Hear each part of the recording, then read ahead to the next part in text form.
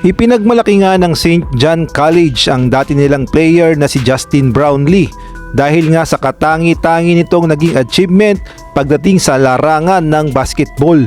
Si Justin Brownlee nga ay nag-a-average noon ng 6.8 points per game noong 2009 hanggang 2010. Pagpasok naman ng 2010-2011 ay nag-a-average naman siya ng 12.3 points per game at ang buong karera niya nga ay nag-a-average siya ng 9.6 points per game.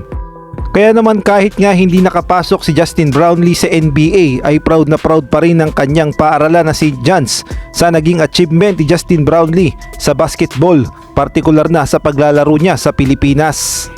At ang hindi malilimutang performance ni Justin Brownlee sa SEA Games at gayon na rin sa Asian Games sa China, na matapos nga malugmok ang Pilipinas sa mahabang dekada na hindi nga nakakuha ng gold medal sa Asian Games, ay binawi nga muli ni Justin Brownlee ang corona sa iba at muling naghari ang Pilipinas sa Asian Games dahil muli natin nasungkit ang gintong medalya sa Asian Games matapos nating talunin sa semifinals ang China at gayon na rin sa finals ang Jordan. Kaya naman laking pasasalamat ng Pilipinas kay Justin Brownlee at proud na proud sa kanya ang kanyang dating paaralan. Sinabi pa nga na si Justin Brownlee daw ang Michael Jordan ng Pilipinas.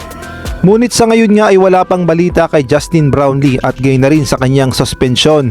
Ngunit ayon sa mga kumakalat na mga report ay mukhang bumaba na lamang sa 3 months ang suspensyon ni Justin Brownlee sa FIBA at gayon na rin sa PBA. Kaya naman marami nang nag-aabang na Barangay Ginebra fans na muling makitang maglaro si Justin Brownlee sa Barangay Ginebra.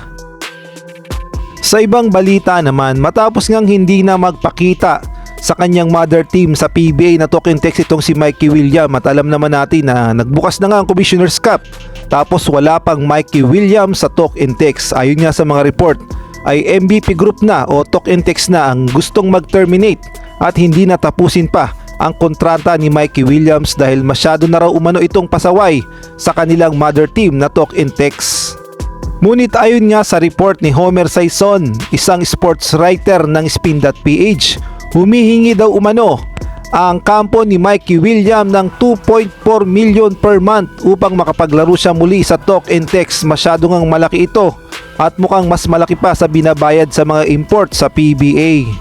At sinabi din ng kampo ni Mikey Williams na wala daw katotohanan na humihingi daw ng malaking halaga si Mikey Williams para maglaro lamang sa Asian Games sa Gilas, Pilipinas. Ayan nga yung nilinaw nila. Ngunit parang hindi na nga interesado sa kanya ang talk and text at gaya nga ng sinabi ko kanina, talk and text na mismo ang nagte-terminate sa kontrata ni Mikey Williams. Kaya naman kung sakaling bitawan na siya ng MVP group ay malaki daw ang posibilidad na saluhin daw ng SMC itong si Mikey Williams. At sabi nga sa mga report ay 33% daw umano na mapupunta sa Barangay Ginebra at 34 to 66% naman daw na mapupunta sa Magnolia at 67 to 100% na mapupunta sa San Miguel Birmen. Ang tanong, kaya kayang magbayad ng 2.4 million per month ng SMC?